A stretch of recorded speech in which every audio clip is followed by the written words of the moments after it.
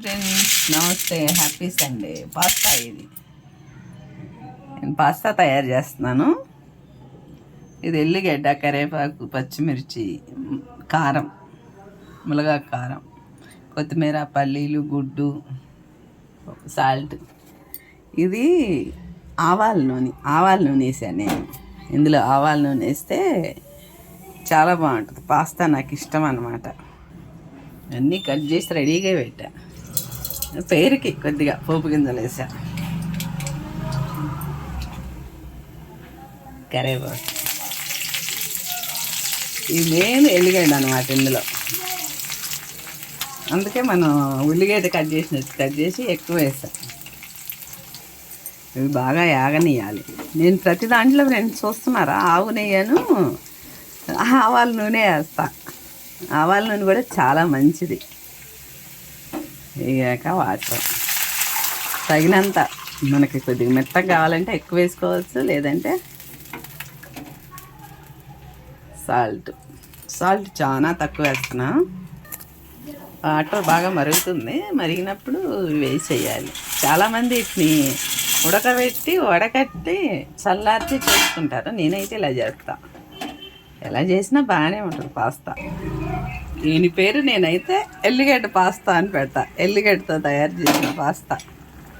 అంత చల్లగా ఉన్నప్పుడు, వర్షం పడ్డప్పుడు, చలికాలం ఇది చాలా మంచిది.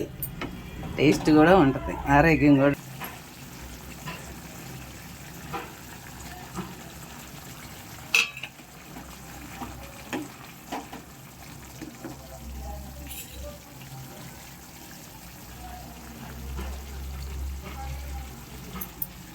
కొత్తిమీర ఎంత దొరికితే అంత వేసుకోవచ్చు.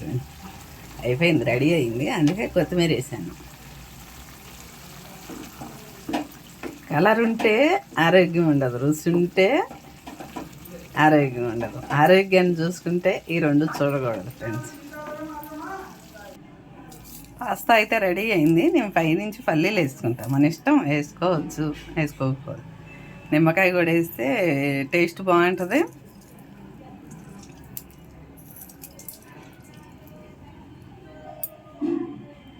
నాకు ఇష్టమైన పాస్తా అయితే రెడీ అయింది. ఇప్పుడు తింటున్నాను.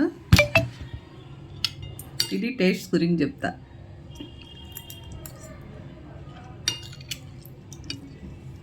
చాలా బాగుంది ఫ్రెండ్స్.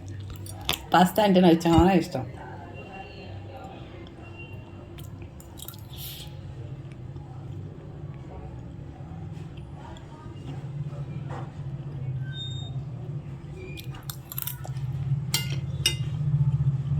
చచ్చిపోతే ఏమి ఉండదు ఫ్రెండ్స్, ఏమి వెంబటే రాదు. బ్రతికుండగా ఇష్టమైనవి చేసుకొని తినేసి ఎప్పుడు పోతామో తెలియదు. నాకైతే ఇష్టమైనవి అన్నీ చేసుకొని తింటున్నాను నేను. మీకు కూడా చూపిస్తున్నా, వీడియో పెడుతున్నా. Bye, see you. వీడియోకి లైక్ చేయండి ఫ్రెండ్స్.